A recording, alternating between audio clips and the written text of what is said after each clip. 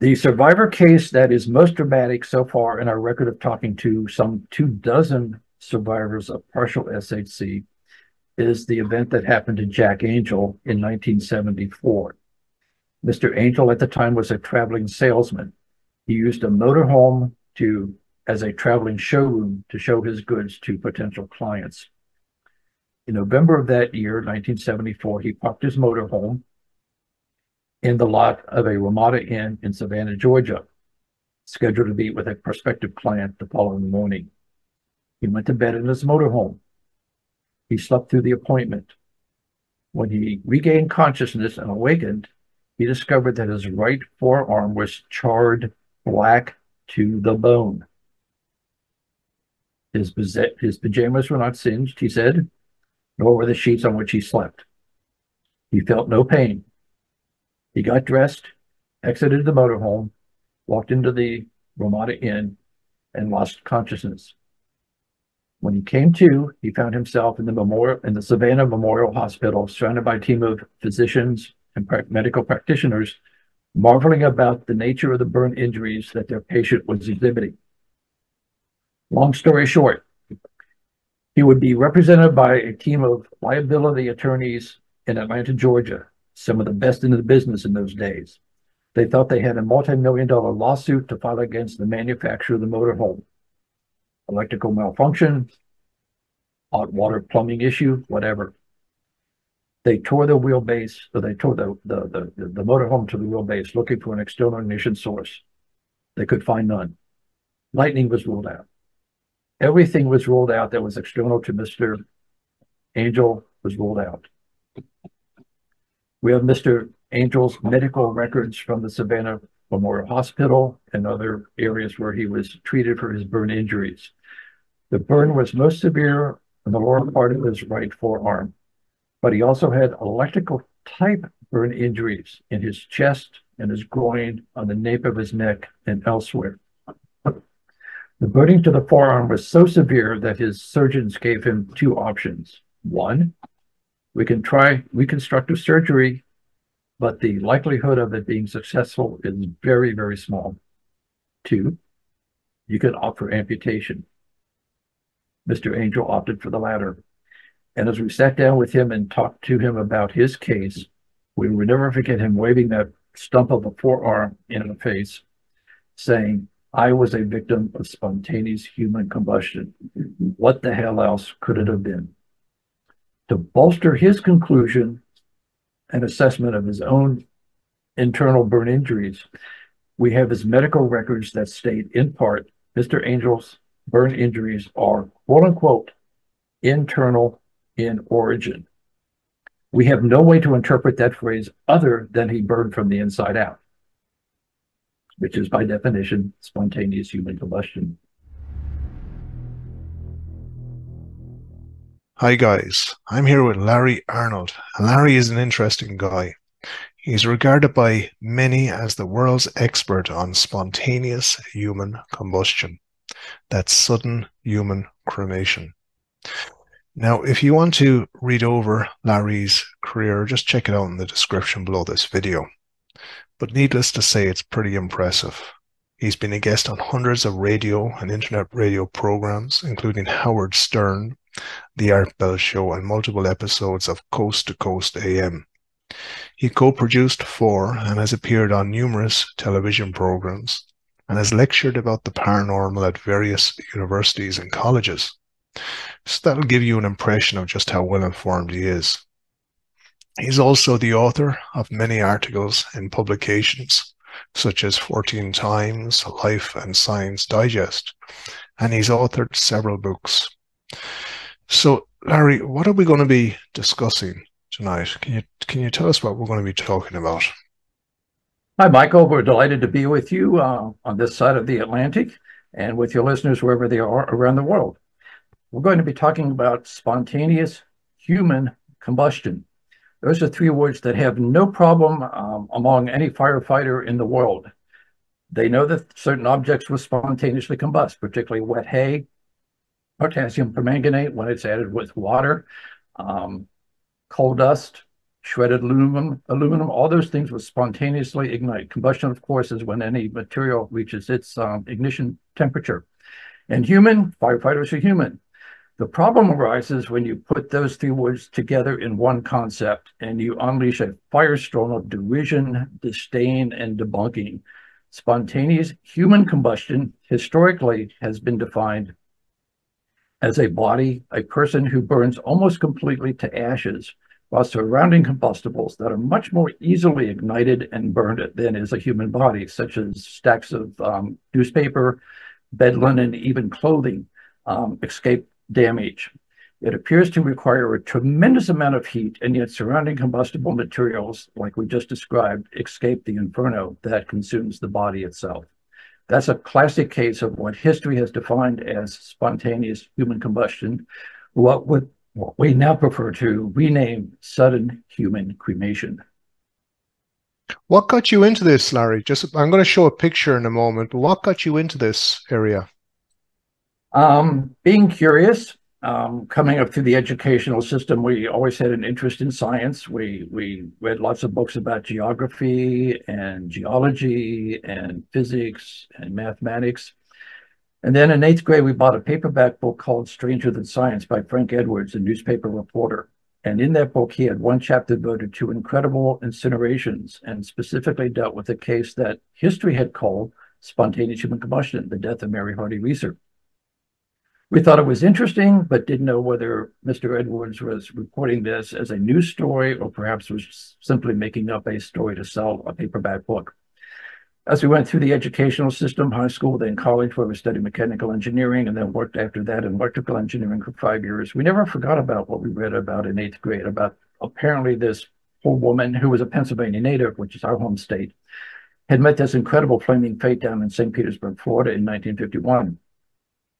After we left the electrical engineering profession, we decided we'd spend a weekend down at the Library of Congress to see if we could find any first-hand accounts of the Mary Reeser death. And what we discovered at the Library of Congress in the newspaper morgue were front-page news items in the Tampa Tribune, the St. Petersburg Times from 1951 that discussed the very odd combustion that Mary Reeser experienced. So I thought, well, it's a one-off.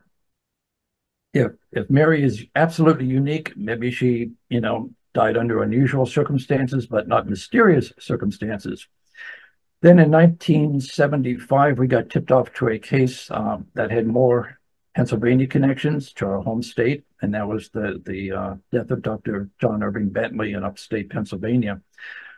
When we spoke to all the first responders about that fire fatality and then got photographs of his death, we knew we were into something that was absolutely bizarre, unexplained, quite mysterious, and yet for us, as someone with a scientific interest and background, quite fascinating. And that launched what we thought was going to be a few weekends of dedicated research, and then we'd go on to something else. Instead, what happened was that we kept finding case after case after case that had been lost to history.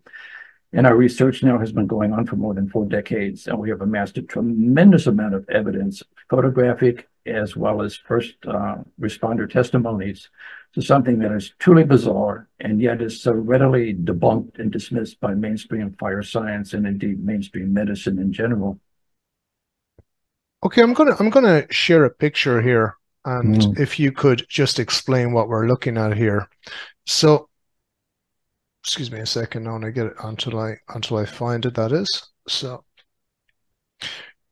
While I'm getting the picture, Larry, are these bodies, are they comparable to ordinary cremation? Like, are they the same thing, or is there a difference?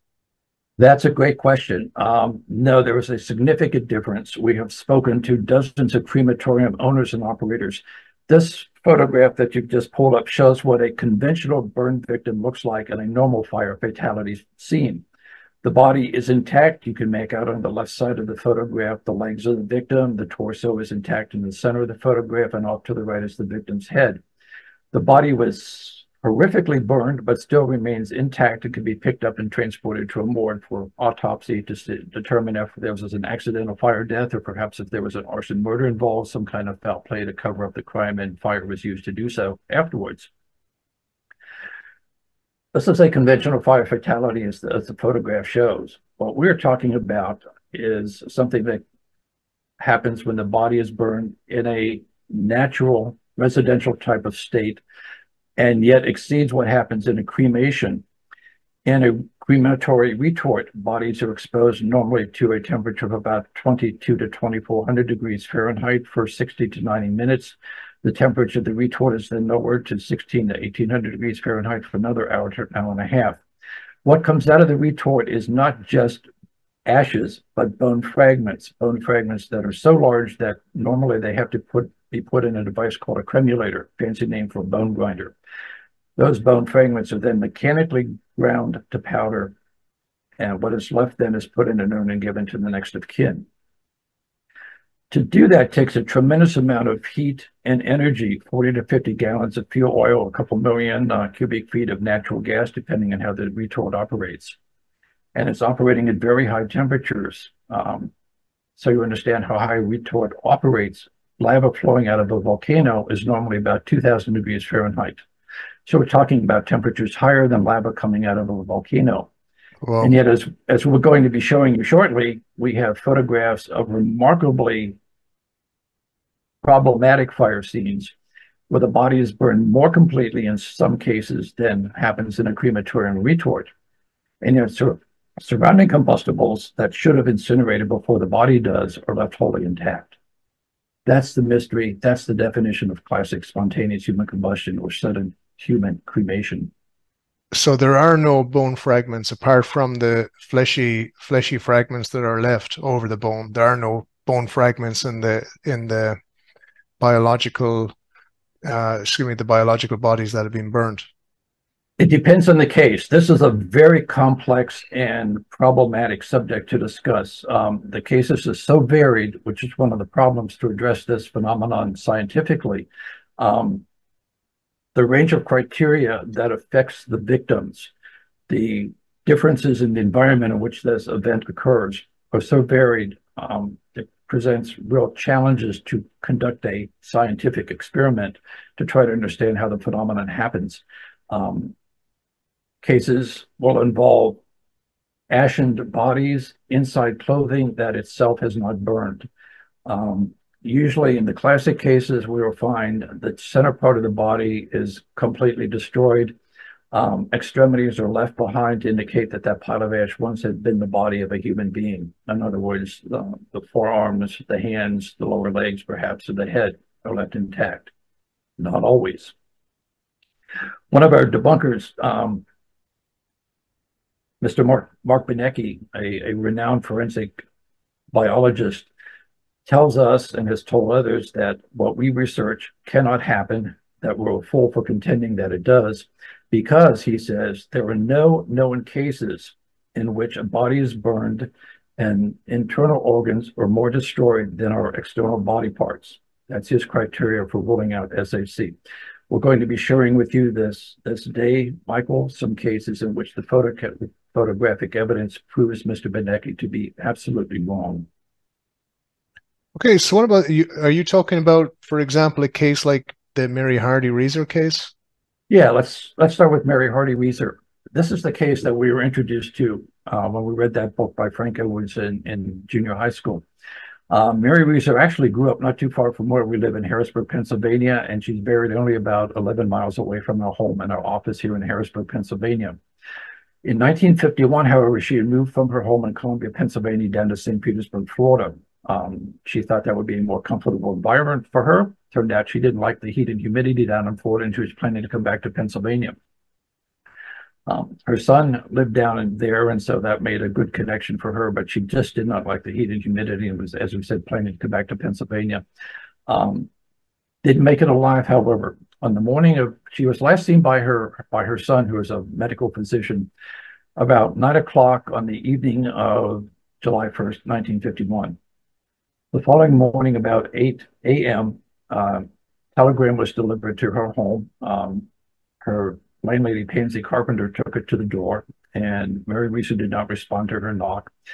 When Mrs. Carpenter attempted to open Mary's apartment door, she found it hot to the touch. She screamed, and that caught the attention of two painters who were walking across the street. They ran across the street and knocked down the door to Mary's apartment. And then a mystery that has been described as macabre and beyond belief began to unfold.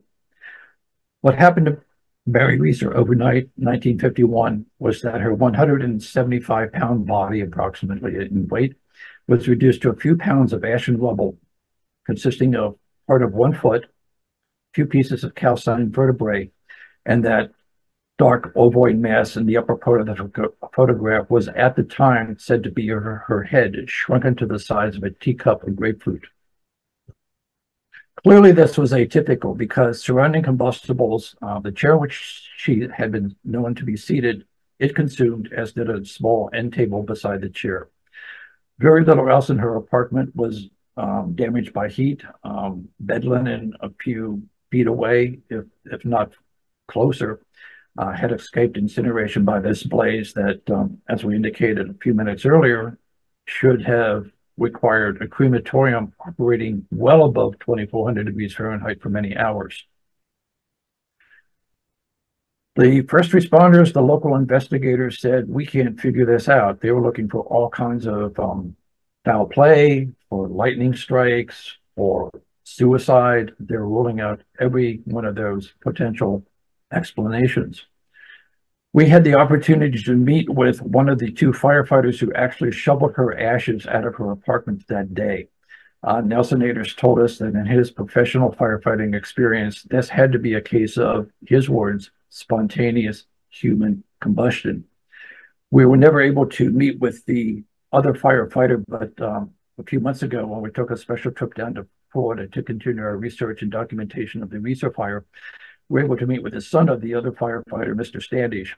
And his son told us that his dad was really reticent to talk about this particular fire, but continued, when he did so, he always used the word bizarre. And indeed, Mary Reeser's death is bizarre. At the time in 1951, vacationing across the bay in Bladensburg, Florida, was a renowned forensic anthropologist by the name of Dr. Wilton Marion Krogman, also a Pennsylvania native by chance.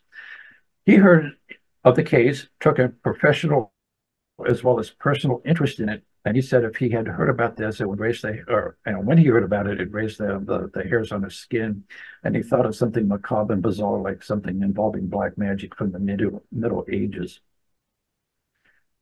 He had experimented on what it takes to incinerate a human cadaver, and Mary Reeser initially just confounded him to no end. He was mystified by the amount of heat apparently that had to be present in her apartment to consume a body to the extent that hers was, and yet failed to ignite, to kindle, to even sin surrounding combustible materials.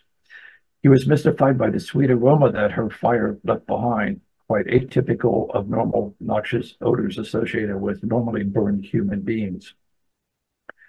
The intensity of the fire, the localization of the fire, the odd smell, everything belied what he expected to find in a conventional human fatal fire scene. Larry, has it ever happened to two people at the same time, or has it always been a matter of just happening to one person? Has there ever been an instance where it's happened to two people? For example, two family members, two people that have lived in the same town, something like that?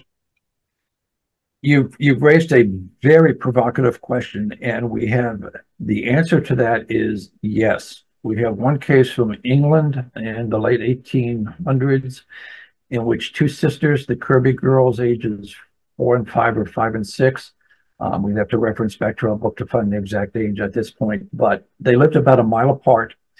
And as the records go, we happened to stand in the home of where one of the Kirby sisters died.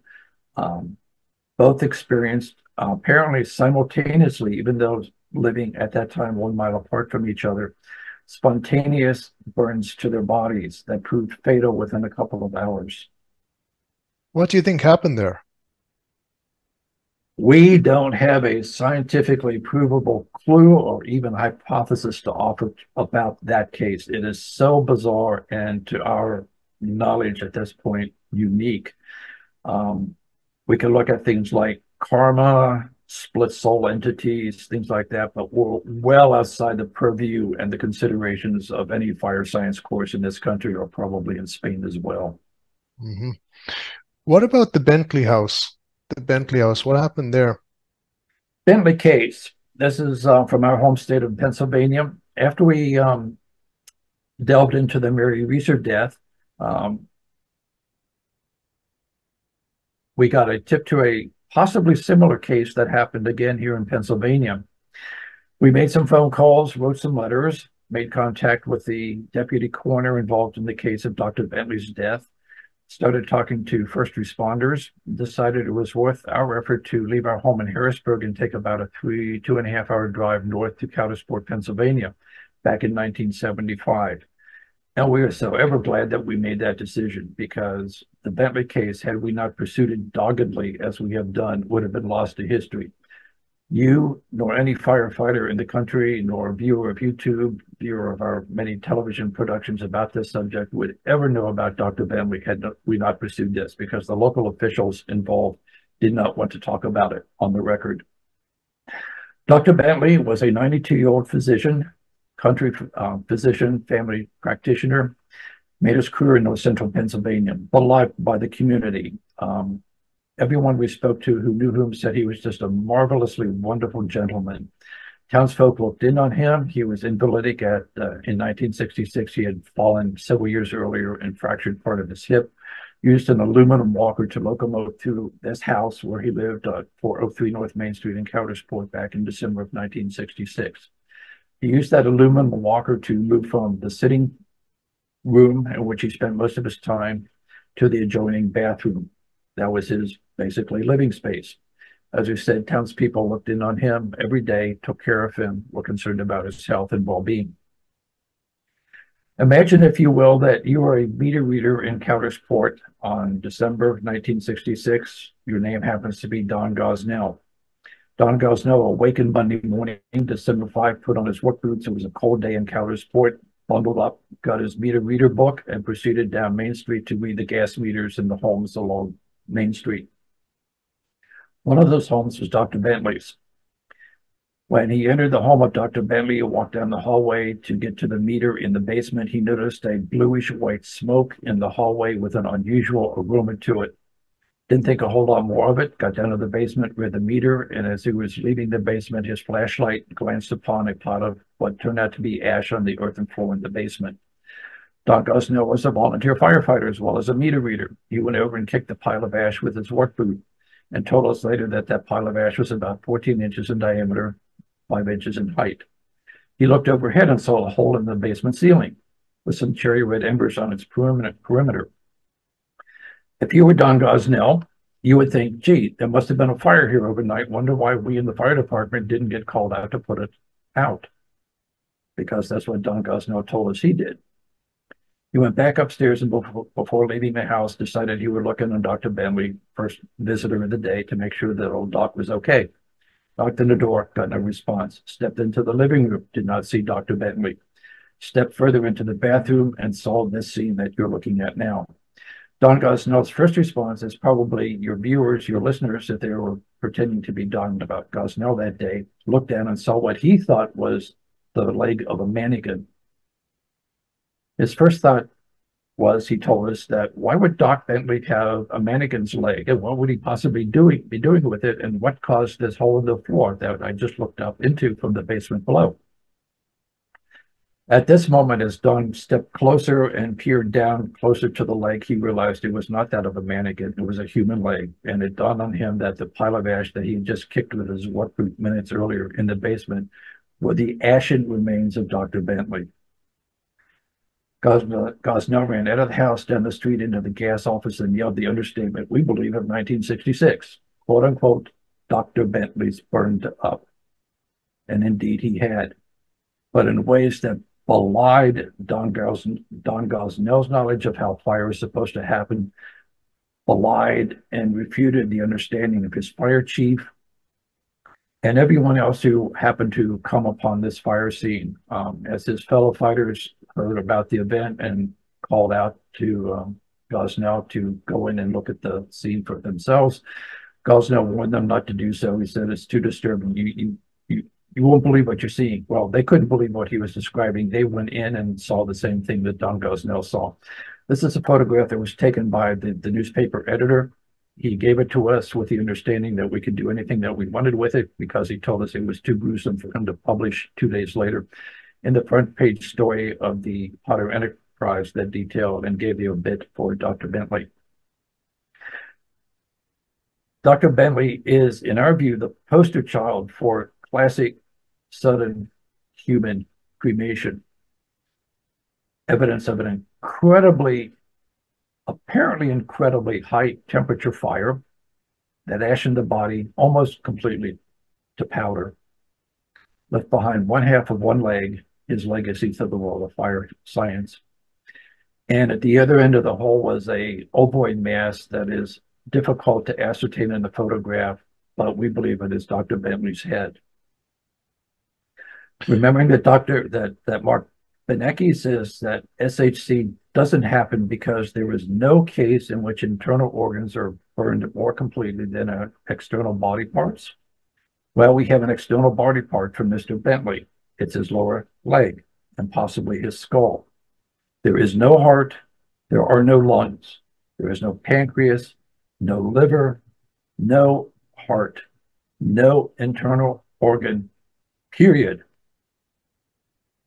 to support Mark Benecke's contention that SHC cannot happen because internal organs have to be left behind. Does not happen here. Period. To support Mark Benecke's contention that SHC cannot happen because internal organs have to be left behind. Does not happen here. Dr. Bentley, as we said, used an aluminum walker to locomote through his 2-room apartment. Aluminum will melt at 1200 degrees Fahrenheit. The aluminum walker is completely intact. Dr. Bentley's bathtub, directly above the perimeter of the hole through which his body immolated, was painted with enamel paint. We were at this scene. We will attest to that. We chipped paint off the bathtub. The paint that blackened is not blistered. We stand 6 feet tall. When we outstretch our arm, we could touch Dr. Bentley's ceiling in the bathroom. Directly above the hole through which his body burned, there was not a single scorch mark. Dr. Bentley, in essence, in our view, burned it not up, but burned down, and certainly fits all the criteria for what history has labeled spontaneous human combustion. There was the sweet aroma, as we were told about in the Reeser case, and as we have discovered in many other cases, some of which we're going to be sharing with you later in this interview. Mm-hmm. So every firefighter to whom we have shown this photograph either says, oh, he burned up his own body fat, oh, we can't figure out what the hell happened. Well, Dr. Bentley weighed about 175 pounds. He was not heavy of weight. He was thin body mass. The last picture we have of Dr. Bentley before this one of his death indicates that he was quite thin of build. So he did not have a lot of body fat to provide fuel for the non-SHC fire that consumed his body.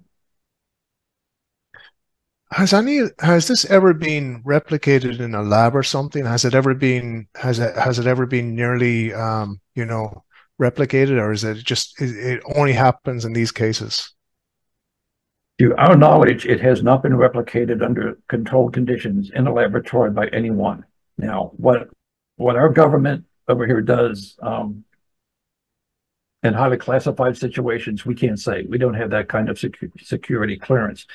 We do know that our military has a technology to heat human beings at a distance. And if that technology is prolonged and of high enough intensity,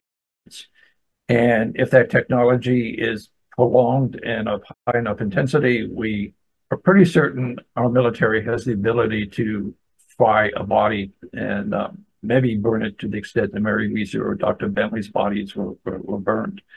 But we don't know of any physical experiment in which that can be, proven on the record. Before I leave Dr. Bentley, we'd like to say something else about his case. One of our naysayers who calls us a fool for advocating on behalf of SHC, and that would be Joe Nickell.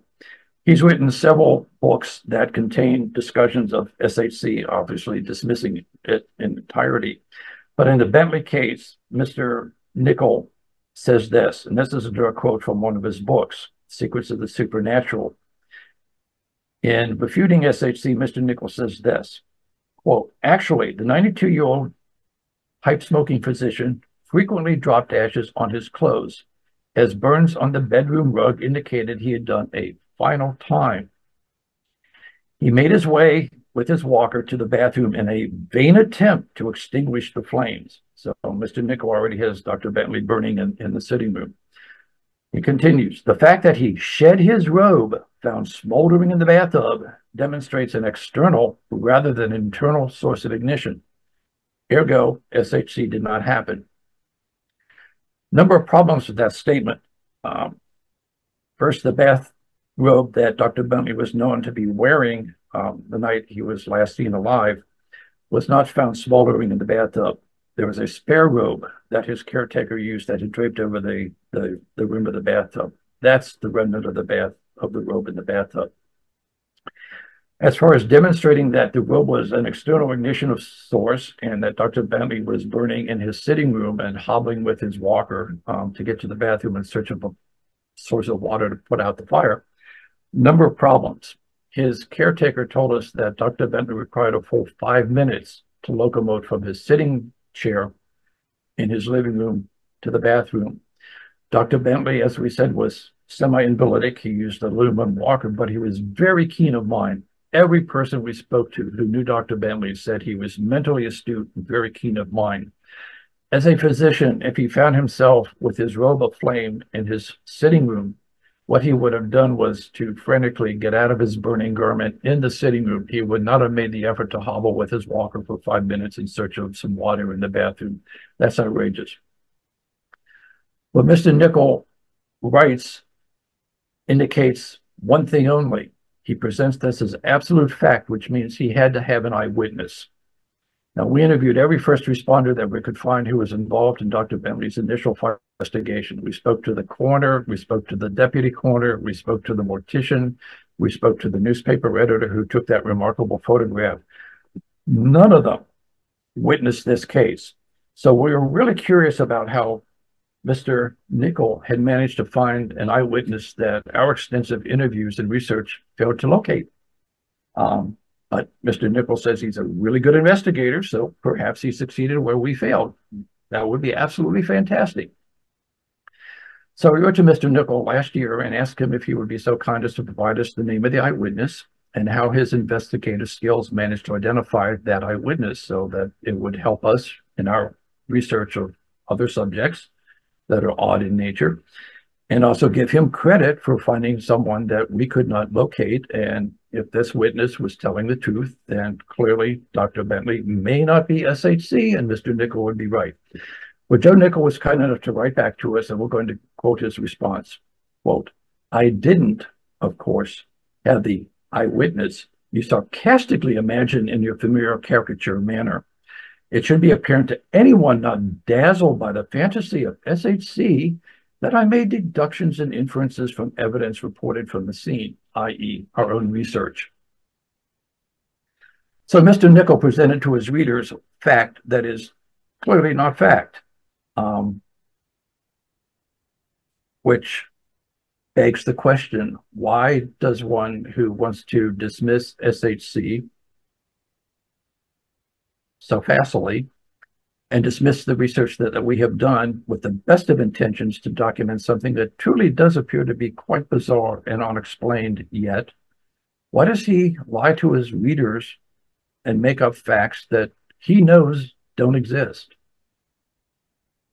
That's one of the problems that we have in our research. This subject is so problematic and so xenophobic to those in the fire service community and indeed in mainstream science generally, that it's been very, very difficult to dredge up the facts and the real information that defines this subject. But we've been doggedly pursuing it now for more than 40 years, and what the The cases that we've uncovered, oftentimes from archival research that have been lost to history had we not found them up. As we said, Dr. Bentley, had we not pursued it, would have been lost to history because the locals were not willing to publicly discuss it. The newspaper front page obit that came out 2 days later on December 7, 1966, makes no mention of the true nature of Dr. Bentley's final hours alive. You would have thought that he just had basically a heart attack or an accidental smoking mishap and met a flaming fate, but you would never know the significance, the mystery, the oddity, and the enigmas associated with his demise. What do you think is the reason for their reluctance to look at this in the way it is? We have pondered that for decades. We have been privileged as a non-firefighter to attend the Advanced Arson Fire Science Training course here in Pennsylvania at the State Fire Academy. And indeed, that's how we learned about one of the cases that we're going to be discussing with you shortly. Another case here from our home state in Pennsylvania, a stunningly remarkable case and so historically important. Is that the Moat House case? This will be the Conway case. Okay. To your question, why mainstream fire science is so reluctant to look at our research and give it credence, we think is twofold. One, it's xenophobia. It's just simply fear of the unknown. H.P. Lovecraft has this wonderful quote about that. He says, "The oldest and strongest emotion of mankind is fear. And the oldest and strongest kind of fear is fear of the unknown." Classic SHC, by any name, invokes a tremendous amount of fear and apprehension in mainstream fire science and indeed medicine generally, we have discovered. Second aspect to answer your question is that people who are trained in the fire sciences, at least in this country, take great pride in what they believe they know and understand about fire behavior and combustion phenomena. And classic SHC cases clearly refute what is presently known and understood about combustion science and fire behavior and human body medically. Either we have a very small percentage of the human population that is hyper-inflammable, and if they indeed drop a cigarette or a pipe on themselves, suddenly burst into flame and burn more completely than can be achieved on a crematorium retort, or we're looking at some other factors that are well beyond conventional current understanding of fire phenomena and fire behavior. And when you've invested a career in thinking you understand everything there is to know about fire behavior, as some firefighters have told us, they believe they know everything there is to know about fire behavior. And then we come along with these amazing photographs and case histories that belie that knowledge.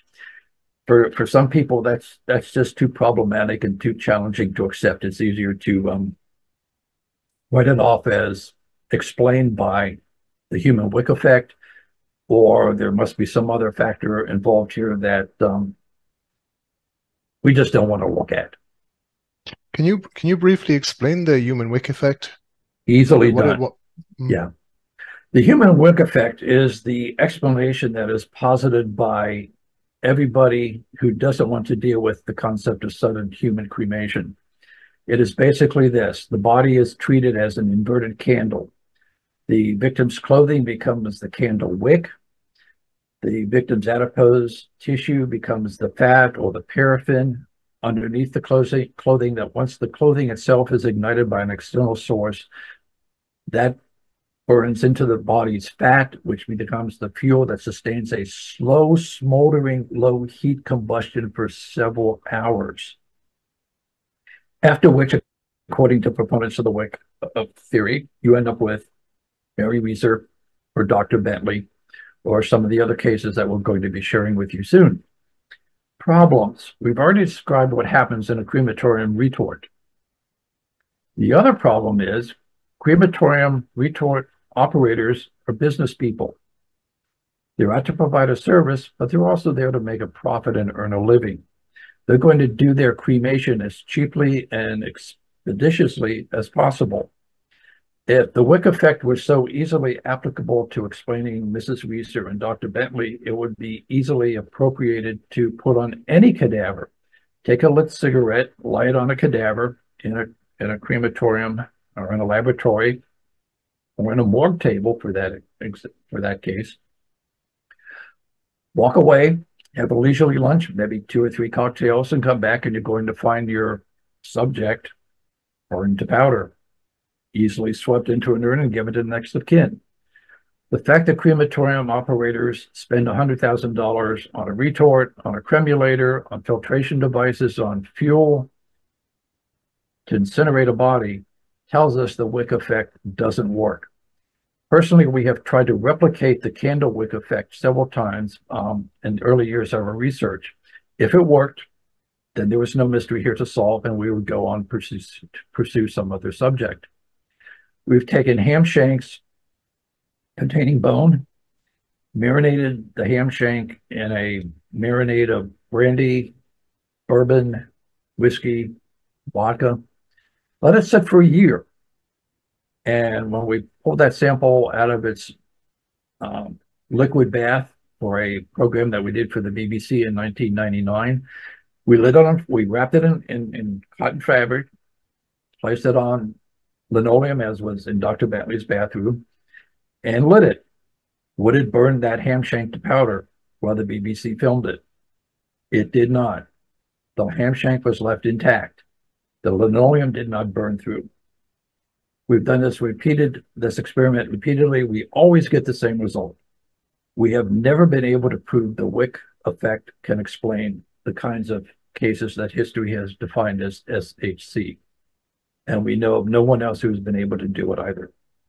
We do know that some fire professional researchers have lied about the alleged success of their wick experimentation, which again raises the question, if you're an authority in the field of fire science and you're trying to explain away SHC as something that is conventional and not mysterious, why do you have to lie about the failure of your experiment and call it a success? Mm-hmm. What happened with the moat house? What happened with the moat house? The Mott case, M-O-T-T, Moat. George Mott. George Mott was a retired firefighter in upstate New York. In the spring of 1986, he was living alone outside of Ticonderoga, New York, in this tar paper of a shack tinderbox environment. Cabin was about 20 by 40 feet in square footage. His son went to visit him 2 days after Mr. Mott had last been known to be alive, and noticed something that was unusual at the house, decided not to go in, call a friend who walked into the house, back to the rear of the house and to Mr. Mott's bedroom, and discovered a fire scene that nobody was prepared to observe. We made 2 trips to upstate New York. We and the local fire investigator for Essex County, Tony Moret, the 2 of us spent in excess of 750 man-hours investigating and documenting this remarkable case. George Mott incinerated in his bed, quite literally through his bed. This is one of the 2 photographs of Mr. Mott's death scene that Tony Moret gave to us. He was an excellent, superb fire investigator, unfortunately not the best fire photographer. The photograph is slightly out of focus, but in the center of the bed's mattress, where it is in a hollow V shape, lies one of 2 pieces that George Mott left behind in the blaze that consumed the rest of his body. We have shown this photograph repeatedly to fire science students at the college level and asked them if they can find the body part. I think in about 25 years of doing that, we've had 1 student find the body part. It's very difficult to identify, but in the center of the I can't see it. Base, can you see it? No, I can't. Okay. In the center of the bed's baseboard, look down where the V is deepest, and there lies 1/2 of George Mott's lower right leg. You can see the toes. Let's see.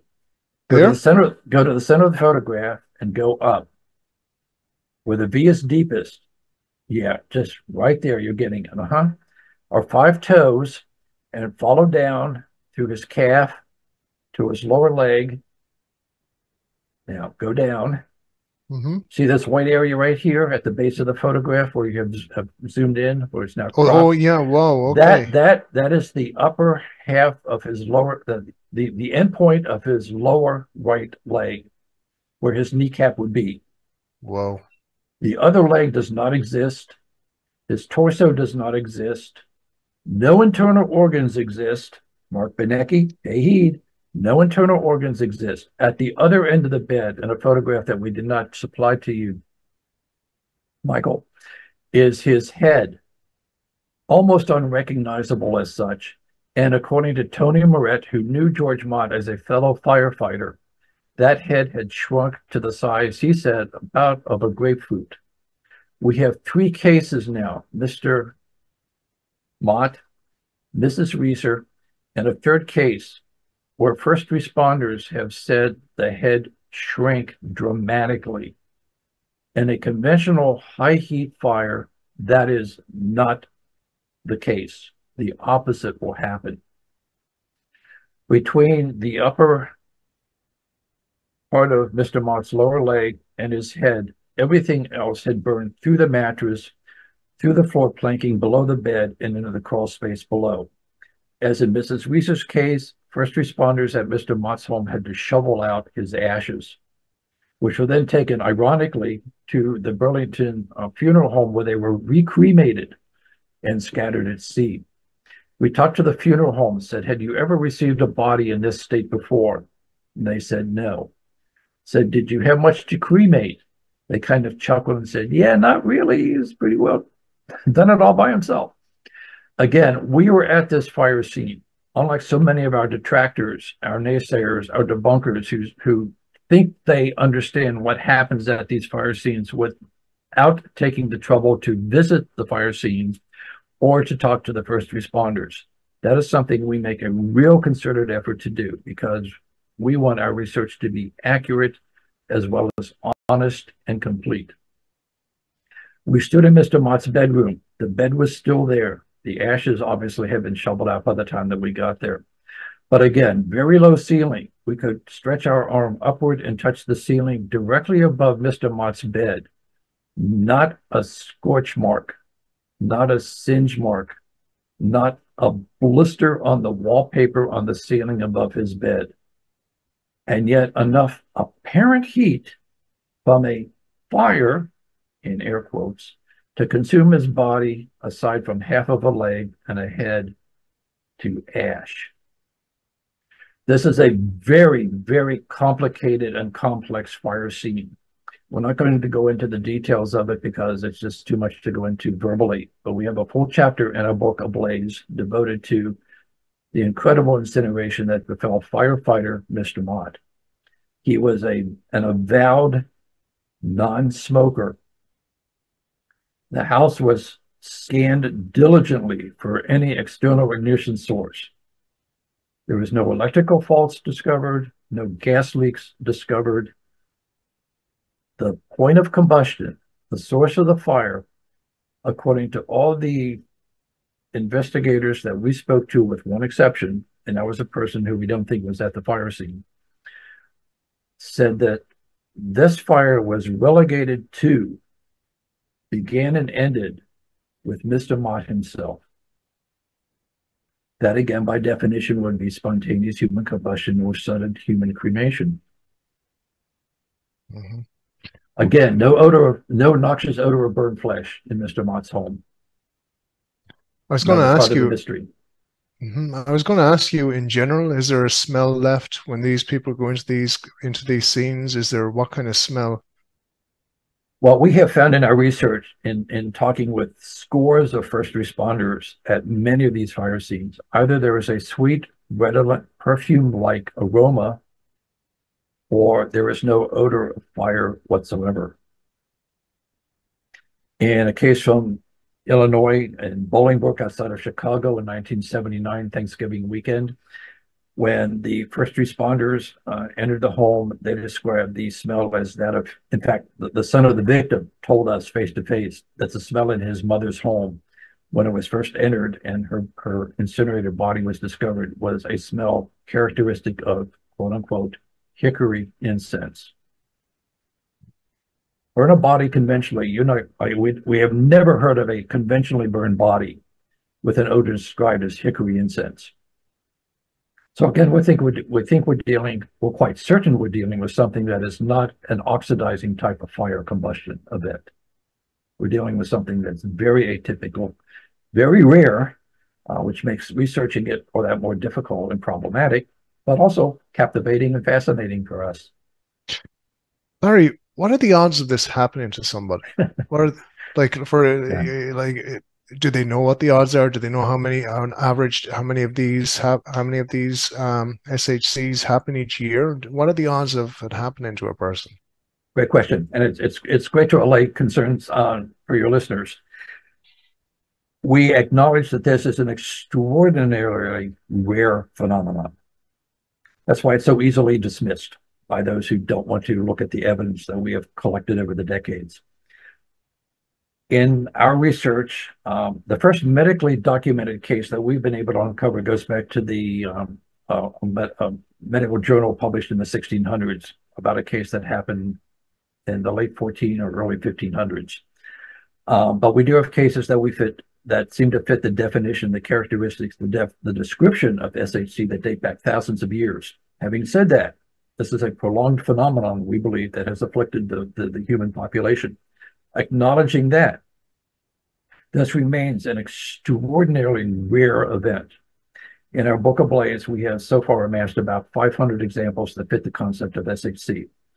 But compare 500 or so cases to the number of people that have been alive in the last 3 millennia, the odds obviously are infinitesimally small that any one particular individual is going to have this happen to him or herself. As saying that, we will also say this. We know for a fact that there were more cases than we have been able to identify by name and place. We've had a number of captivating leads that we have not been able to track down. So there are more than 500 cases that have occurred that fit the concept of SHC in the last several thousand years. But again, compared to the billions of people that have lived in that time span, this is an extraordinarily rare phenomenon. Doesn't Has mean it it ever? can't happen, though. Sure, yeah. I'll be sleeping a bit easier tonight after you explain that. Has it ever happened to two members of the same family? Is it heritable? Has there ever been a case where that's happened? Um, you're testing our recollection. It's been a while since we did our last edit on the manuscript for ABLAZE. We have what comes to mind first is a case from Indiana in the late 1800s, if memory serves, 1885, to the Rooney household. Mrs. Rooney died in a fire scene that fits the classic concept of SHC. Her husband, Patrick, died also, but we believe most likely by asphyxiation, not by SHC himself, a corollary, an attendant fatality to SHC. The Kirby sisters clearly were siblings, and if the accounts that we have that are contemporaneous to their death are accurate, and we believe that they are, certainly it happened to two members of the family simultaneously in that situation. See, we have cases where the mother was in bed with the daughter, and the mother incinerated in a fashion that seems to fit the definition or fits what happened to George Mott in 1986. And yet the daughter slept through it, slept beside the mother who incinerated, unaware of what was happening, literally inches away from her. Wow. What about races? Does it happen to a particular race, or does it happen to everybody? Like, is it Caucasians, or is it Chinese, or does it happen everywhere? Most of our cases are Caucasian, and that is probably the result of most of the early discussions in the medical literature about this subject come from Europe or England, which is part of Europe. We have one case from Russia.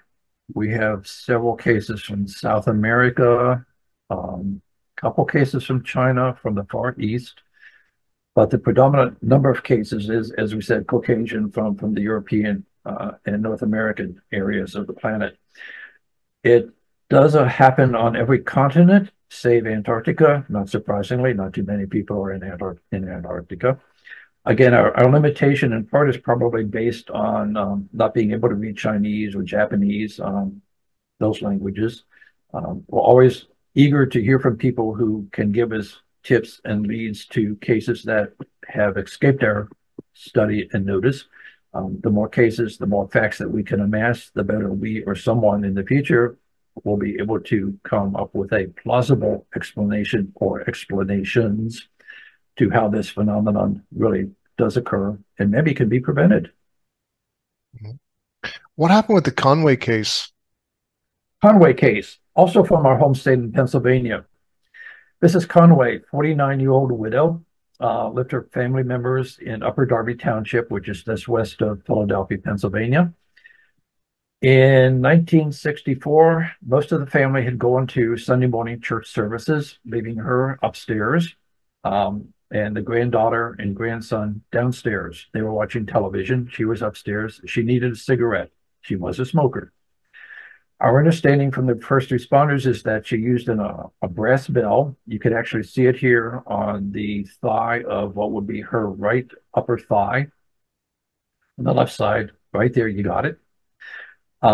She used that bell to summon assistance, and the granddaughter, Stephanie, either went to retrieve a pack of cigarettes to bring it back or delivered the pack of cigarettes and then left the room.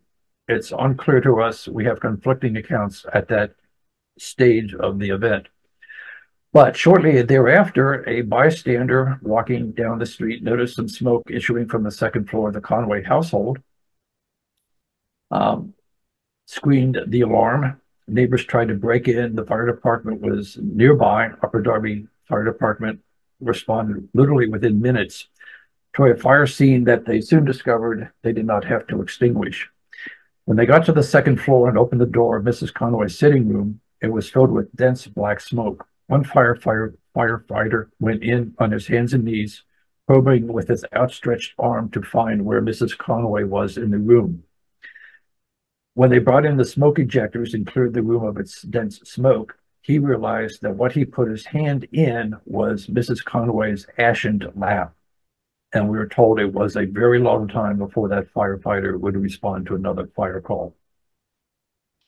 We spoke to the fire chief, the deputy fire marshal, and the fire photographer, Bob Meslin, who later rose through the ranks. And when we actually met with him, he was fire marshal for Upper Darby Township. Three gentlemen who had a lot of knowledge about fire behavior, fire expertise, and fighting fires, and knew what they should expect to find at a fire scene, even a fatal fire scene. What they found at the Conway home was anything but normal, everything atypical. No odor of burned flesh, incredibly localized destruction to the body, and horrific destruction to the body. There's another photograph that shows a close-up above the knees, where you can see the inverted V of her jaw, which is exposed. But it looks to us, as it does to some other fire professionals who have studied this photograph with us, that the force of this fire was backward and downward in her chair. She appears to have been pushed back into the chair, broke off the back of the chair, and was pushed down into the chair, leaving those two pale lower legs propped up against the front of the chair. The carpeting under the chair is not burned. The telephone next to the chair is intact. The lampshade, for reasons we do not understand, had burned off, and you can see the ring of the lower part of the lampshade lying around the base of the lamp and the telephone. The end table to the right of her chair, as she sat in it, was singed on its corner. The spalding on the wall behind her indicates a high heat source, but a high heat source, if it was hot, was very brief, because once again, there was no singeing to the ceiling above the chair in which she incinerated. There are Remnants of her clothing, we believe, scattered in front of the room. Across from the room was a television set, the upper part of which had melted down. Next to the television set was a doll baby dressed in tulle fabric, highly combustible. It's intact. Mrs. Conway, as we said, was a known smoker. So are we looking here at a case of a smoking mishap fire in which the human wick effect comes into play? Well, according to the fire chief, absolutely not. He had been to previous fires that he acknowledged were or smoking mishaps. Cigarettes dropped on the chair, on the fabric, on the clothing of the victim, produced a localized fire, but left behind a body that could be picked up, autopsied, and taken to a morgue. That was not the case here. The heat on her thigh was not enough to melt the brass bell, nor to burn the wooden handle on the brass bell. The plastic in the telephone requires only several hundred degrees Fahrenheit to melt. It's largely intact. Those who argue for the wick effect say that all these fires are caused by prolonged low heat smoldering fire over many hours, 5 hours, 7 hours, perhaps a dozen hours. The Conway case is so significant to our research on the time element because for once we were able to pin it down. And here the Conway case becomes so important to the idea of SHC and so damn problematic to all the naysayers.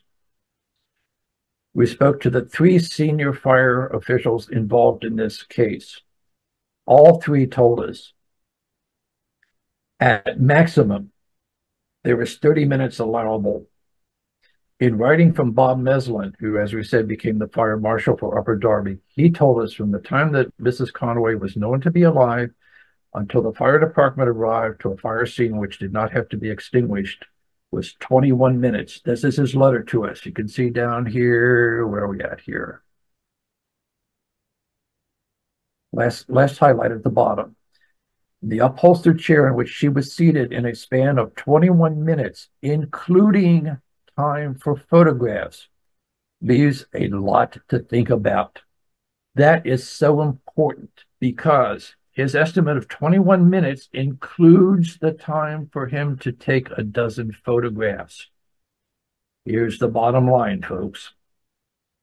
We sat down with Mr. Meslin at his kitchen table and went over his photographs. He took a dozen of them. We went over this letter with him. Let's narrow this time frame down. How long did it take you to take a dozen photographs? This is what he told us. When they arrived at the fire scene, his chief, Paul Haggerty, said, "Paul, go home and get your camera, come back and take pictures." He did that. From the time that it took him to go home, get his camera, return to the Conway fire scene, for the smoke to be ejected, for him to take a dozen photographs, subtract that time from 21 minutes, and what time interval do we come up from the time that Mrs. Conway was known to be alive until the fire department arrived with no fire to put out? The answer is 6 minutes. 360 seconds for Mrs. Conway to consume herself to the extent that she did. There is no firefighter, no fire researcher, no fire scientist, including John DeHaan, who we mentioned earlier, but not by name, who can explain this fire scene in 6 minutes. So we have a real conundrum here, a real combustible conundrum, a mystery that needs to be explained, and it's not going to be explained away by the wick effect. Larry, has anybody ever survived one of these? Has anybody ever survived the spontaneous human combustion? Do you see us grinning? You should, because the answer to that, again, is yes. And this is why we said that this subject is so complex and so problematic, and why I referred to cases like Mrs. Conway and Dr. Bentley and George Mott of Mrs. Conway as classic SHC situations. Because not always are people burned to powder, as those cases exemplify. We have 2 chapters in ABLAZE devoted to partial spontaneous human combustion, in which cases have been witnessed and cases have been survived. These range from people's bodies beginning to smoke or blister, or 3rd and 4th degree burn, but only partially. This is why we define the phenomenon as the blistering, smoking, or burning of a body in the absence of a known, identifiable external ignition or heat source. In the survivor cases, let's give you a couple of them.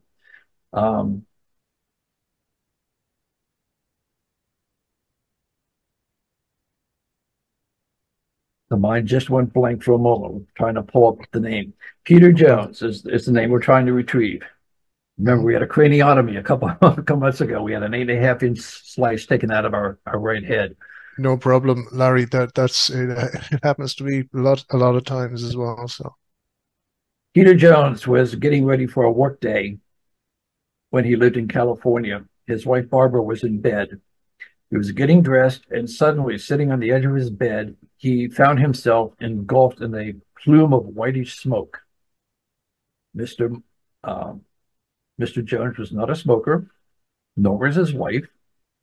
She looked at him and said, "Peter, what the hell's happening to you? Where's the smoke coming from?" She started patting him on the back, on his thighs, trying to put out the fire. Smoke ended. They looked at each other in complete bafflement. What had happened? They looked under the bed. They looked at the bed sheeting. They looked around the bedroom for a source of what could have been smoking that enveloped Mr. Jones' body. Could find nothing. Pete's one of these individuals who remains remarkably calm under fire, quite literally. He went about his business. When he was coming home from his workday, he was in his car, stopped at a railroad grade crossing, waiting for the train to go by so he could proceed home to his wife, Barbara. As Peter told us, for the second time in that remarkable day in his life in October 1980, his body again began to exude copious amounts of smoke, this time coming from his forearms, filled up the car with smoke. The train still going by, Peter cranks down the window, lets the smoke escape, and proceeds to go home, and never told his wife Barbara about this second incident until the 2 of them several months later were watching us present to an American audience for the first time on television the remarkable case of Dr. Bentley. Peter turned to his wife and said, "You remember what happened to me last October?" She said, "Well, how the hell could I forget?" He said, "Well, it happened to me a second time that day." We've met with them several times. They're a wonderful couple, and they're completely mystified by the smoking that twice emanated from his body, and obviously he survived to tell the remarkable tale. It may have happened to him a third time. He won't vouch for that, nor will we. If so, that would be historically unique. Kay Fletcher was a Ohio housewife, finishing up breakfast dishes one morning in her kitchen when she felt a light heat emanate up the back of her body toward her left shoulder. She turned to look, thinking maybe she had brushed a tea towel or a garment against the hot stove. That hadn't happened. She screamed. Her husband, Mike, rushed in. Mike happened to work in a crematorium. He knew what fire can do to a body. He also knew that bodies aren't supposed to self-smoke, but in this case, his wife's body did so. He took off her outer garments and attested to the fact that the smoke was coming from her flesh, from her skin, not from her garments. She had a first-degree burn, reddening of the skin. By the time she went to her physician to get some insight, of course, he had none to give her. The survivor case that is most dramatic so far in our record of talking to some 24 survivors of partial SHC is the event that happened to Jack Angel in 1974. Mr. Angel at the time was a traveling salesman. He used a motorhome as a traveling showroom to show his goods to potential clients. In November of that year, 1974, he parked his motorhome in the lot of a Ramada Inn in Savannah, Georgia, scheduled to meet with a prospective client the following morning. He went to bed in his motorhome. He slept through the appointment. When he regained consciousness and awakened, he discovered that his right forearm was charred black to the bone. His pajamas were not singed, he said, nor were the sheets on which he slept.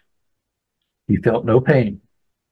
He got dressed, exited the motorhome, walked into the Ramada Inn, and lost consciousness.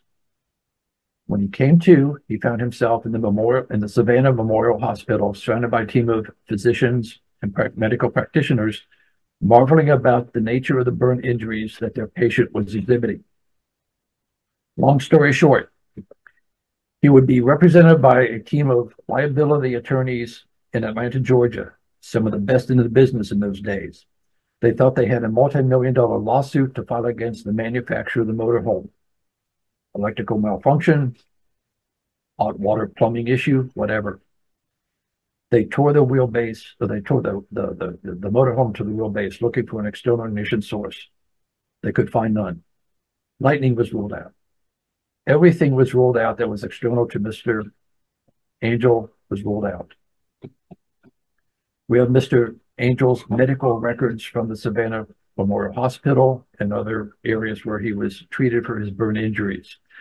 The burn was most severe in the lower part of his right forearm, but he also had electrical type burn injuries in his chest and his groin, on the nape of his neck, and elsewhere.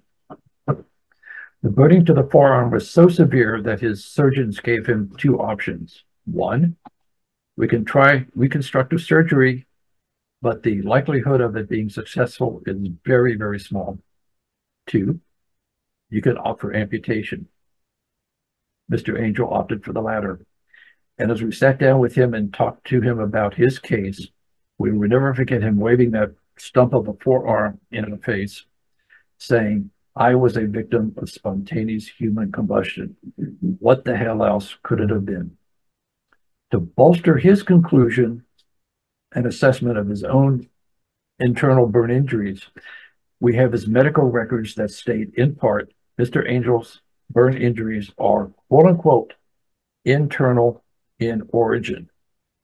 We have no way to interpret that phrase other than he burned from the inside out, which is by definition spontaneous human combustion.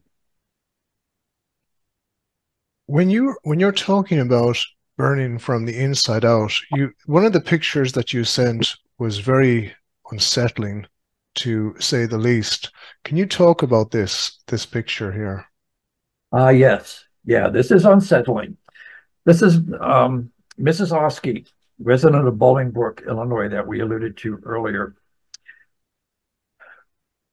When her daughter-in-law came into the house and looked down, this was Thanksgiving weekend of 1979, she thought she was looking at a chair fire, called the fire department. When they arrived, their first assessment also was chair fire.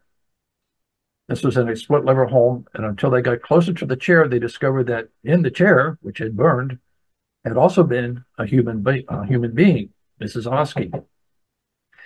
Mrs. Oskey was somewhat invalidic. She has a metal brace on her left leg. She was a known smoker. We spoke to her son. We were in this house. We stood where this chair had been burned.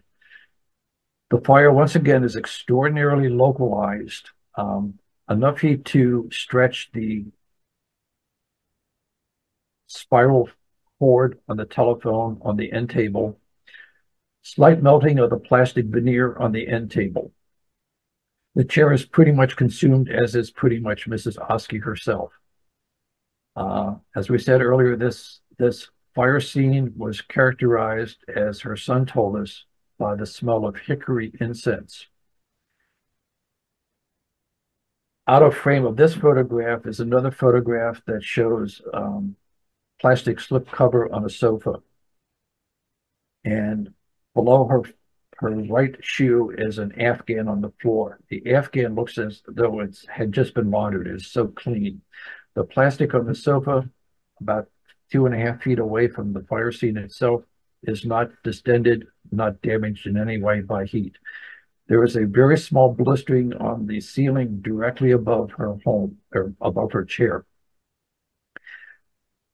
There is enough of Mrs. Oskey's body left that the fire marshal for Bolingbroke, who took an intense interest in this case because it made no sense to him nor to his fire chief, they ordered an autopsy to be done. They discovered that in the autopsy, it was discovered there was not a single drop of blood remaining in any of her body parts, which are, as we said, enough to have been autopsied and analyzed. They found that unusual. As the fire chief, Dugan, told us, he had been to industrial fires. He had seen tanker truck fires. And he said this lady had to burn like a bitch. And yet, a drop cigarette would cause this kind of damage at a very localized time. And here again, the watch in their watch was left on the lady's wrist. It had stopped, if memory serves, about 12:10, and the body was discovered the fire scene was discovered about 12:25, 12:30. So the fire marshal and the fire chief both thought, she had 12 hours to burn herself from 12:10-ish a.m. until the body was discovered about 12 hours later, early afternoon. We looked at them and said, maybe the watch stopped at 5:10 p.m., not 5:10 a.m. And boy, did that room get quiet. But you know what? They couldn't refute that idea. They had to acknowledge that maybe that watch did stop early afternoon, literally minutes before the daughter-in-law came into the home and discovered the fire scene that she first thought was a chair fire in the lower level of the split home. We motorcycled out to investigate that fire. When we knocked on the door, didn't get an answer. A gentleman walked across the street and asked what we were doing. We introduced ourselves and explained why we were there. He identified himself as Mrs. Oskey's son and said he didn't want to talk to us about it. Understood. This is a very traumatic, a very emotionally difficult subject to broach with anybody, but particularly a next of kin whose relative died in such a bizarre way. He noticed the license plate on our motorcycle is Pennsylvania. And he said, did you travel all the way to talk to me from Pennsylvania? And we said, yes. He said, come on in. I will talk to you. And that's how we learned about this remarkable case. We spent several days with the fire department over lunch and breakfast with them. It was a memorable experience. These fires, they had never encountered before. They did not know they could happen. Speaking of which, the difficulty of investigating this, we actually were able to find a fire chief in New Jersey who had a parallel career as the owner-operator of a crematorium. Until we met him and showed him the photographs that we are sharing with you, he had no idea, as a fire chief for a well-to-do community in New Jersey, that a human being can burn like Helen Conway, like Mrs. Oskey, like Dr. Bentley. He thought this could only happen in a crematorium operating at above normal conditions. So one reason that this research is so difficult for us to pursue and so difficult for people to accept as reality is because even the fire professionals are too often oblivious and ignorant about these historical facts. Larry, what is going on in this picture? This picture here, this is the last picture I'm going to be sharing. What's going on in this picture? Happy to tell you. This is a etching taken from the British Medical Journal dated April 21, 1888, in which Dr. J. Mackenzie Booth wrote up what happened to Albert Minster in the hayloft of a barn in Aberdeen, Scotland. Mr. Booth said, in his view, this was a case of spontaneous ignition, i.e., spontaneous human combustion. The body here appears to be completely intact. You can see to the left of the photo are two legs, then at the knees. Torso appears to be intact with some pieces of debris from the barn having fallen upon it. And in the upper right of the photograph is certainly Mister's head. Appears to be intact, and it is. Could be a normal fire fatality, except there's a problem. When rescuers attempted, first off, when they saw smoke coming from the hayloft, obviously people were concerned because a fire in 1888 in a barn could take out not just a barn, but several blocks of a community in Aberdeen. They wanted to put this fire out real quickly. When they got off to the hayloft, the fire was not there to be put out. Just this intact physical human being that looked like it had been badly burned. When they attempted to pick up the body and remove it from the hayloft, the body crumbled to powder in their hands. This is according to Dr. Booth himself. Fortunately, this photograph was taken before that happened. This is an incident, and we have a few of these where the body appears to be completely intact, normal human being, and yet it is totally dehydrated, albeit maintaining its physical structure and physique until touched, and then it crumbles to dust. Bones, the skeleton, are completely calcined, as we would presume are the internal organs. You notice in the photograph that below the torso appears to be a hole in the floor of the barn.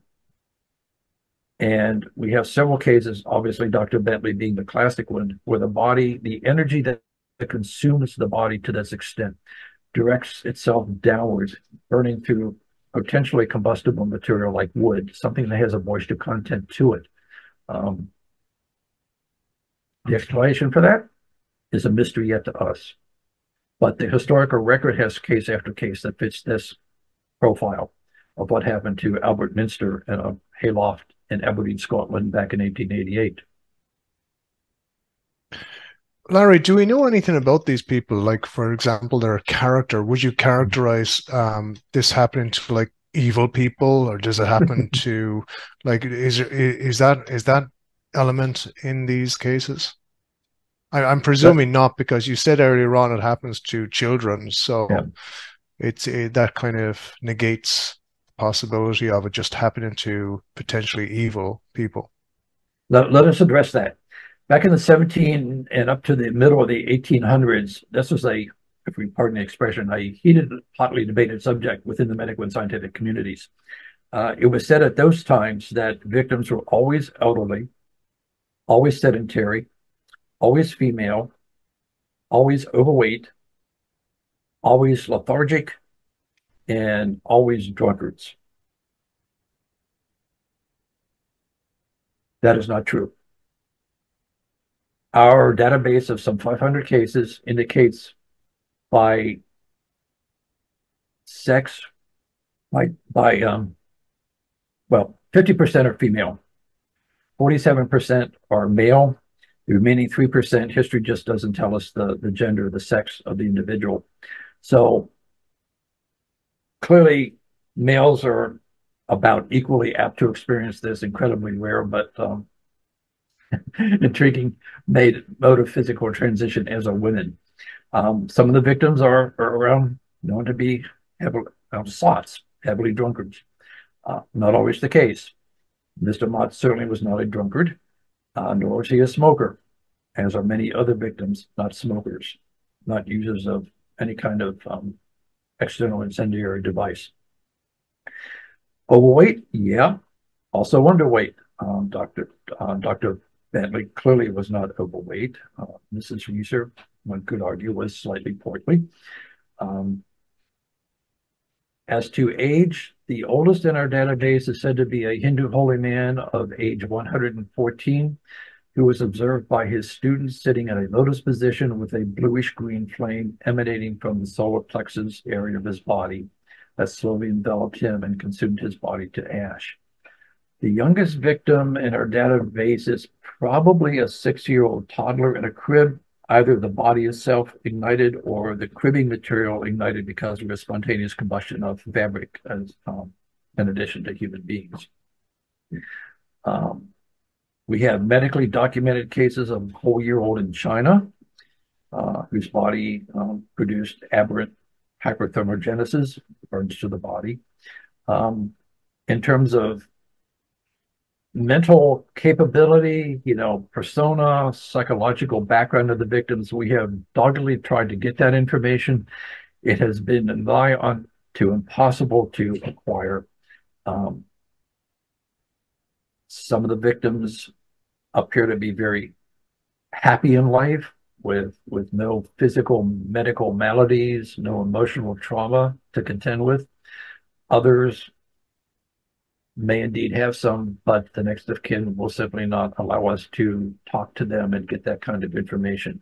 It could be helpful to understanding some of the clues, some of the reasons to explain this event, but so far that kind of information has not been forthcoming.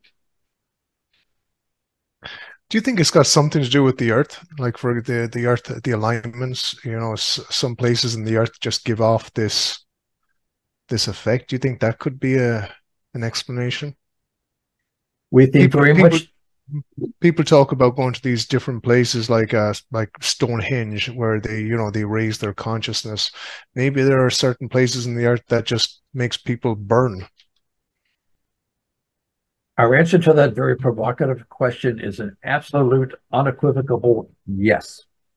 Give you a real quick aside, since you brought up Stonehenge.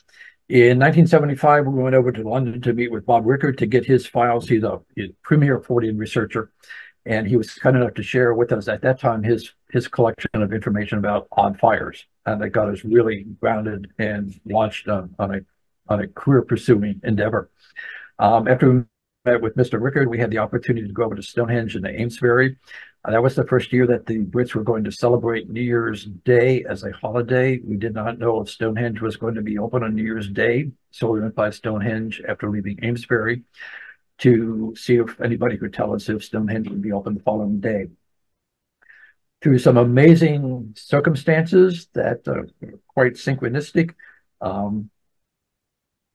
we met with the guard at Stonehenge on New Year's Eve night. He offered us a flashlight guided tour of the inner stones, the sarsens, the blue stones at Stonehenge. It still impacts us, and then left us alone. We had New Year's Eve night in 1975, basically to ourselves, inside Stonehenge. We went back the next day, and we were telling you that Stonehenge in the daytime felt very different and very cold compared to what it was like for us New Year's Eve night alone. Amazing place. The reason we chose to share that is because we believe firmly that there are places on the planet, like Stonehenge, where there are earth energies, telluric forces that can interact adversely at times with property, with people's bodies, and with animal bodies as well. If a person is at the right place, but the wrong time, tellurically, the energies from the planet can fry a human body. We have a case from Italy in 1751. Five women walking home from a day's work in the fields. Suddenly and without warning, the lady in the middle literally exploded in flame, scattering body parts upon her colleagues. We have more cases per capita of anomalous fire phenomena in the UK than anywhere else in the world. We thought, is there a pattern? Is there an alignment? Is there something that we can discover by plotting the location of these many, many cases in the UK on a map? We did so. And what we discovered was that we can connect 80+% of the cases of anomalous fire phenomena in the UK by straight alignments linking 3, 4, 5, and in one case, perhaps as many as a dozen weird, strange, freaky fires that seem to have no conventional explanation, including several that fit the concept of SHC. By alignment, in this case, the alignment that stretches basically along the east coast of the United Kingdom from Sussex up into Scotland. For 12 possible cases that fit the definition of SHC and spontaneous property combustion as well, is statistically very significant. We call these alignments fire lanes. They're kind of like the ley alignments that link up megalithic sacred sites, but in this case, channel a different kind of energy that at the right time and place can cause property or bodies to ignite spontaneously. It's a wild theory. We devote a chapter in ABLAZE to attempting to verify, substantiate the concept. But one of the concepts of a theory is, does it lead you to predict or locate similar phenomena, similar events, according to the theory, that have yet to occur? That has happened twice by following these alignments that we plotted first in 1975. It led us to the small village in Wales called Ibervale, where in 1980, Henry Thomas incinerated classically, we believe, by spontaneous human combustion, as does the first responder, the local CID official who investigated that case himself. We were in Mr. Thomas's home. We also went up to Lincolnshire in England, in northeastern England, because the fire lane map indicated that we should find a lot of cases in that area that we might not know about. We sat down with the Lincolnshire Fire Brigade commander, introduced ourselves, explained why we were there. Might he have any cases that would help us in our research?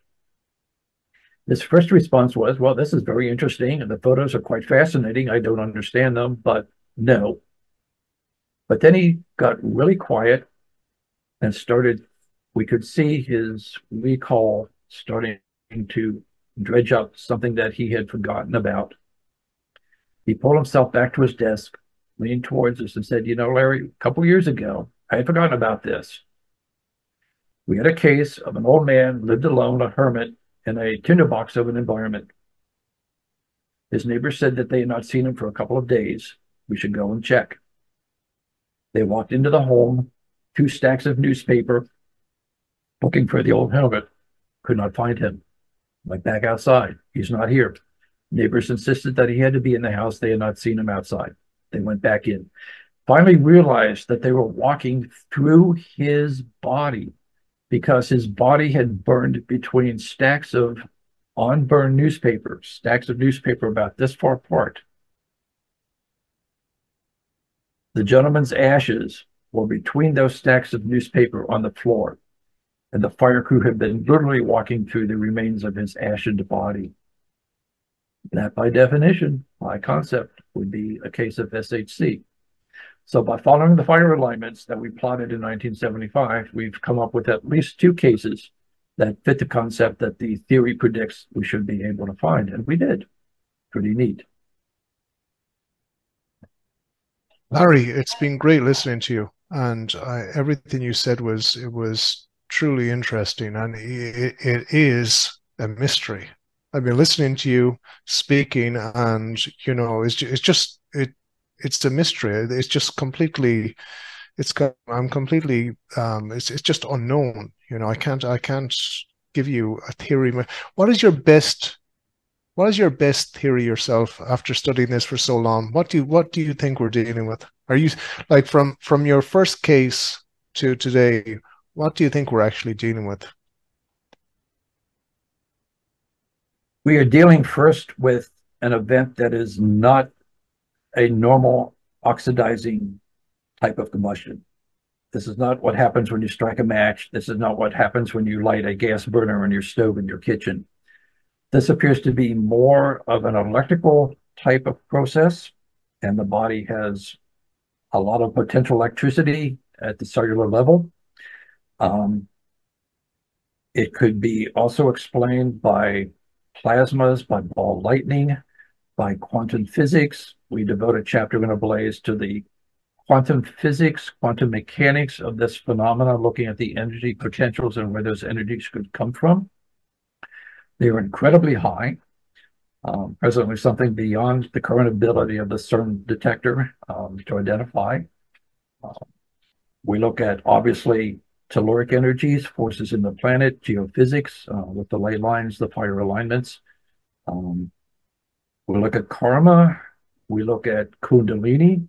We devote a chapter to Kundalini. This is an energy that is said by Eastern physicians and mystics around the world, an energy that flows up and down the spinal column that sometimes can become imbalanced.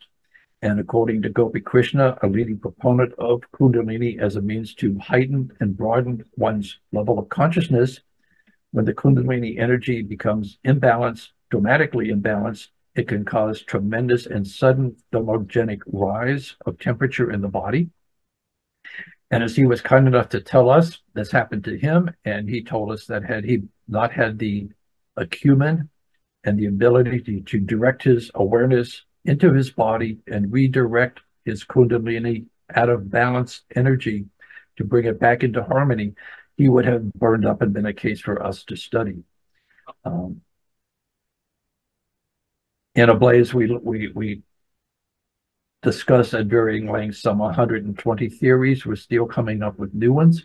At this point, it's a wide open scenario to discover and to think about.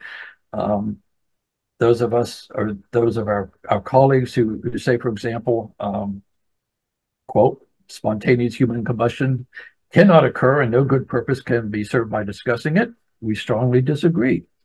There is new evidence that can lead to new understanding, new levels of knowledge about what can happen to the human body, how the human body behaves. This is certainly one of those areas that is in the realm of Forteana, one of the best mysteries, because we have the photographs. We're not saying, well, there's this strange light in the sky that could be alien or could be Earth, advanced US technology. In these cases, these photographs that we've shown to you, and we have more of them in our book and in our files, are not photoshopped. We know the provenance of these photographs. We know who took them in most cases. These are real historical photographs that depict a real bona fide medical and combustion enigma. We've been called by some of our detractors a mystery monger. Well, the mystery is not in our research. The mystery is in our research. We're not mongering anything here. The mystery is in the phenomenon itself. This is our file on Mary research. It's pretty darn thick. If we're mongering a mystery, we don't need to go to this effort to do so. It's been what has become our life goal at this point, as we're now just turned 75. We spent most of our life looking into this subject. Whether we come up with an answer before this body transitions remains to be seen. If we don't, we're going to let behind to others, hopefully, to pursue it and come to some kind of a successful resolution. This is not explained by the human wick effect. It is not explained by arson murders. We have an expert in this country who says she can find evidence of foul play in any burned body, no badly how burned it is. While we challenge her to find evidence of arson murder or a gunshot wound in Dr. Bentley's body or in George Mott's body, she can't.